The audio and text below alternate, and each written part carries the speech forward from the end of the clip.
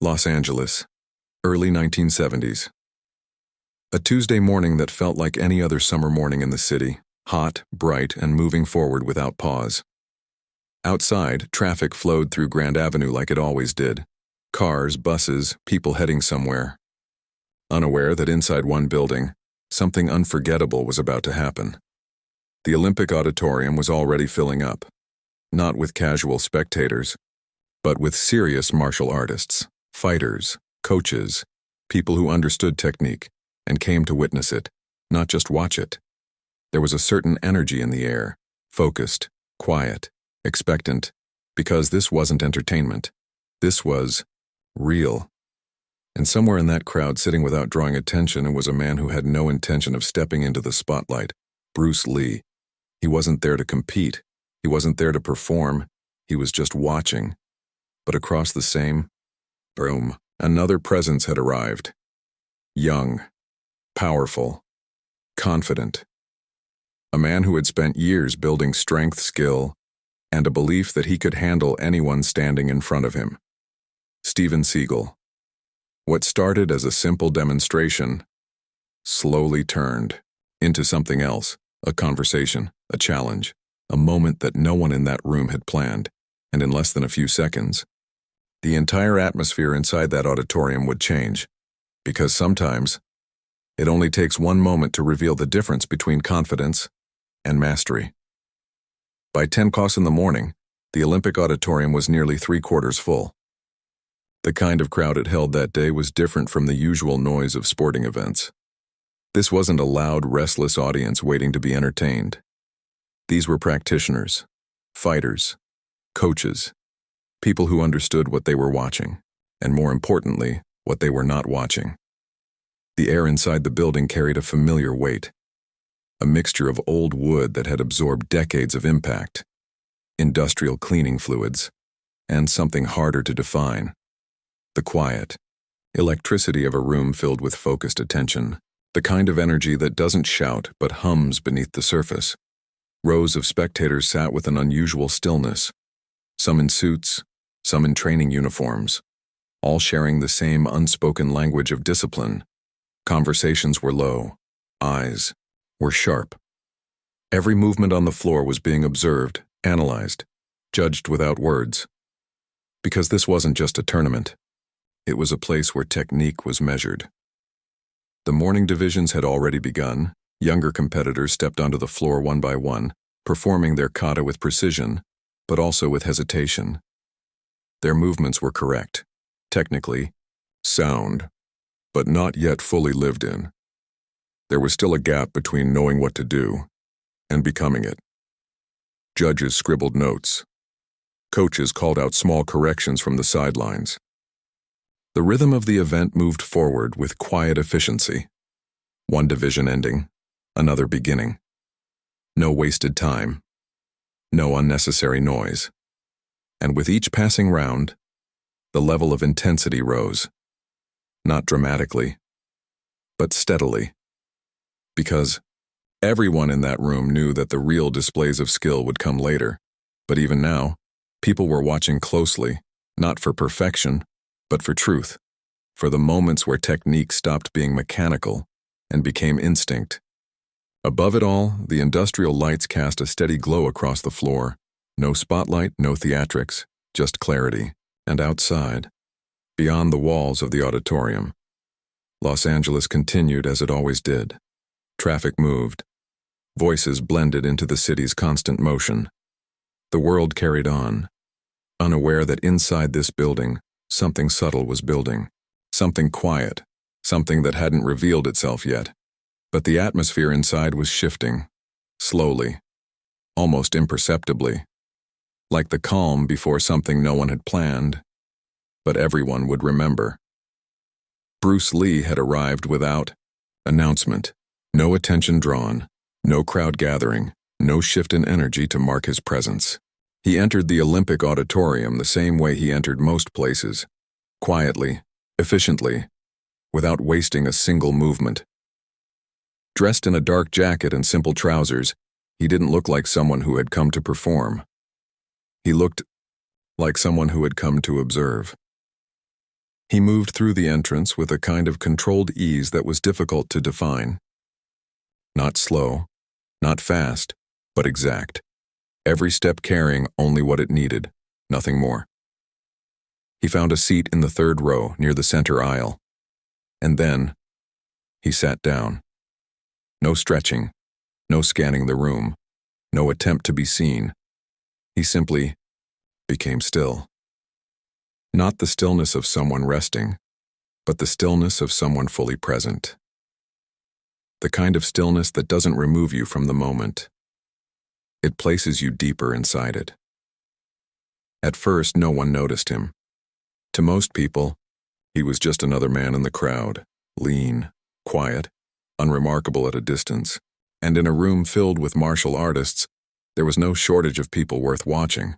But for the few who happened to glance his way, there was something different, not obvious, not dramatic, but undeniable. It was in the way he watched. Bruce Lee didn't observe the way most spectators did. He wasn't simply looking at movements. He was reading them, breaking them apart in real time, measuring timing, balance, intention, all at once.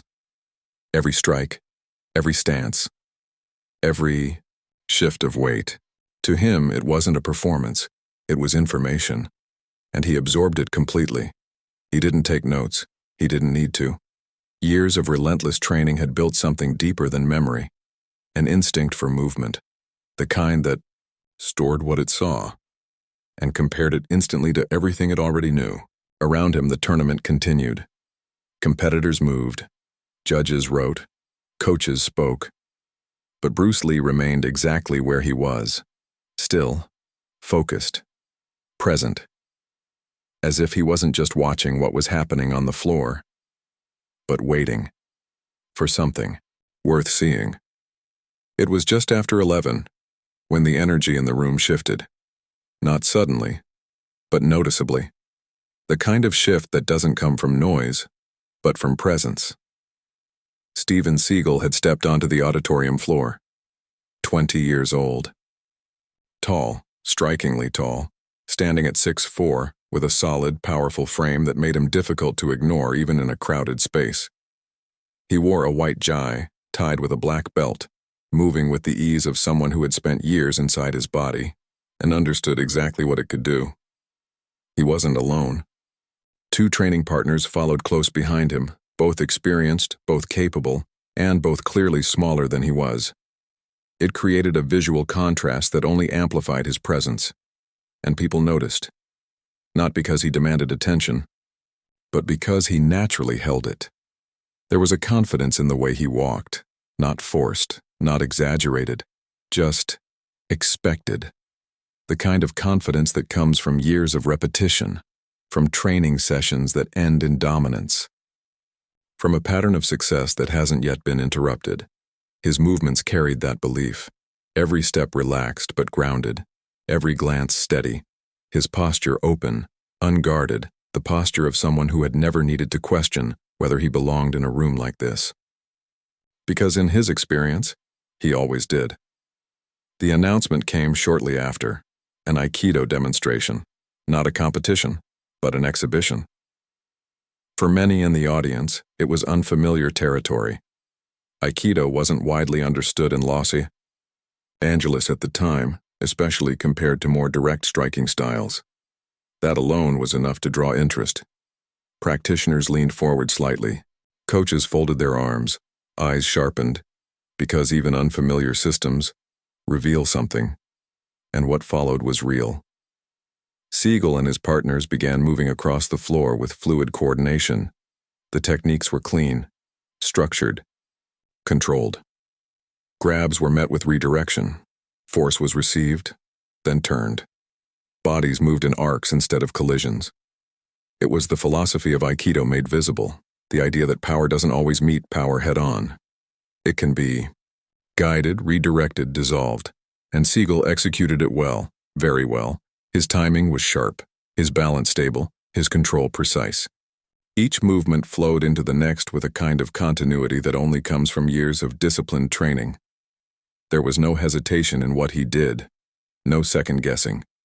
His partners attacked with commitment and were thrown, locked, or guided to the ground with practiced efficiency.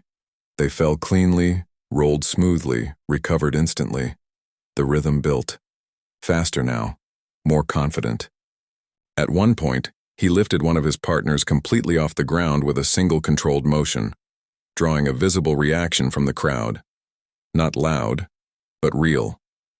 Because strength like that doesn't need exaggeration. It speaks for itself. And in that moment, everything about Steven Seagal aligned with what the audience was seeing. A young martial artist, highly trained, physically dominant, completely confident in his system. And as the demonstration reached its end, there was appreciation. Genuine appreciation. The kind that comes not from being entertained, but from recognizing skill. As the demonstration came to an end, the energy in the auditorium shifted again. Not louder, but tighter.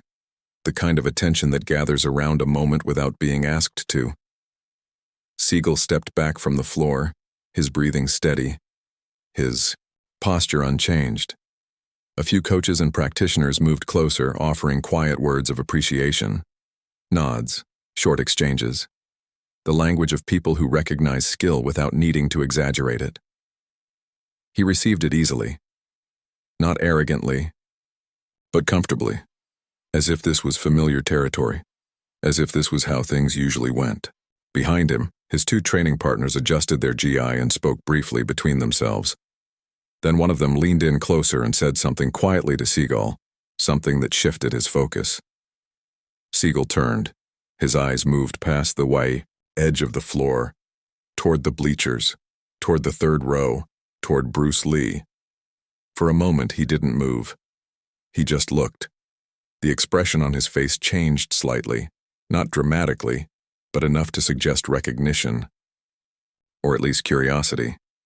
He said something back to his partner. Short, decisive. And then he started walking, up toward the bleachers. The movement itself was casual, but the intention behind it wasn't. And slowly, people nearby began to notice. A few heads turned, then a few more, because something was happening that hadn't been scheduled. Seagal reached the railing in front of the third row and stopped. Bruce Lee looked up. The contrast between them, now at close distance, was impossible to ignore. Seagal stood above the railing, tall, broad, physically imposing. Bruce Lee remained seated, smaller still, composed. For a brief second, neither spoke. Then Seagal broke the silence. His tone was friendly, open, but there was something underneath it, something subtle. He said he had heard of Bruce Lee, that he had seen him in movies. The words were simple, but the meaning behind them carried weight. The distinction between performance and reality, between what is shown and what is proven. Around them, the people sitting nearby had gone quiet, not obviously, but deliberately, listening without appearing to. Bruce Lee responded calmly. He said he had watched the demonstration, that it was good. No extra words, no added tone. Just a direct acknowledgement. Seagal nodded slightly, receiving it as confirmation. His posture remained relaxed, but his confidence had settled deeper now, more visible in the way he held eye contact. Then he spoke again. He said Aikido was complete, that in a real situation, it didn't need anything else. He said it with certainty, not as an opinion, but as something already decided. Bruce Lee listened without interrupting, completely, and when Seagal finished speaking, there was a small pause. Just long enough to be felt. Then Seagal smiled, a confident, almost playful smile. And he said the words that would define everything that followed. Stand against me for 30 seconds, and I'll call you master. The sentence landed cleanly, not loud, but heavy. And suddenly, the air around them changed. People behind them leaned forward. Conversations stopped. Attention narrowed. Because this was no longer a demonstration. This was something else. Something real. Bruce Lee remained still for a moment. Then, without hesitation, he stood up. They moved to the edge of the competition floor. No announcement, no referee, no formal signal. And yet, everyone knew. Word spread through the auditorium in seconds, not through voices but through attention. Heads turned, conversation stopped, competitors paused mid-warm-up. Even the judges looked up from their tables. 500 people, now focused on two men. The noise of the room faded, not completely, but enough. Enough for the silence to feel real. Seagal stepped forward first. He adjusted his stance instinctively. Feet set, weight balanced, hands positioned with the practiced precision of years of repetition. His body aligned itself without thought. This was familiar ground. This was where he understood things. His expression was calm, confident, ready. Across from him, Bruce Lee stood differently. No stance, no visible preparation. Arms relaxed at his sides. The kind of posture that didn't look like readiness, but was. Completely. For a moment, nothing happened. And in that moment, the tension peaked, because everyone watching understood one thing. Whatever was about to happen would happen fast. Seagal moved, decisively. His right arm came forward, in a committed motion. Not hesitant, not experimental. It was a real technique, one that had worked before, one his body trusted completely. His size, his strength, his training, all of it behind that movement. It was clean, direct, and fully intended to connect. But Bruce Lee wasn't there, not in the way Seagal expected. He had shifted, not far, not dramatically, just enough. A small step to the side and slightly forward, so minimal that some people would later argue they didn't even see it happen. But it was enough. Enough to remove himself completely from the line of force. Seagal's movement continued, but now it moved through empty space. His momentum carried forward into nothing, into absence. And in that fraction of a second, before his body could adjust, Bruce Lee moved. His right hand came up, not in a wide motion, not with visible force, just a precise, controlled contact. Fingers extending, landing at a single point. The throat, exactly where the body is most vulnerable. It wasn't a strike in the way people expect a strike. There was no dramatic wind-up, no visible impact, just placement. Perfect placement. And that was enough. Seagal's body reacted instantly, not by choice, by reflex. His airway closed, not completely but enough. Enough to interrupt breath, enough to send a signal through his system that something was wrong, very wrong. For a moment, he couldn't breathe. Not fully, not normally. His body tried to correct. Muscles tightening, throat constricting, lungs searching for air that didn't arrive the way it should. And in that moment of interruption, his balance broke. Not because he was pushed, not because he was thrown, but because his body had shifted priority. From standing to breathing, his legs gave way, and he fell. Fully, 6 feet 4 inches. 240 pounds, hitting the hardwood floor with a force that echoed more in the silence than in sound. His hands went to his throat instinctively. His mouth opened, trying to pull air back in, and slowly, it returned.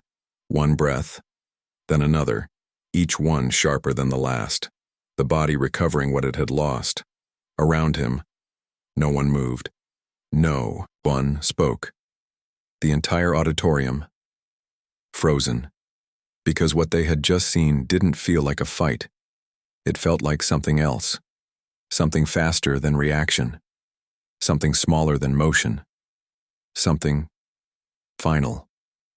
Bruce Lee stood exactly where he had been. No follow-up. No reaction. His hand had already returned to his side, his expression unchanged.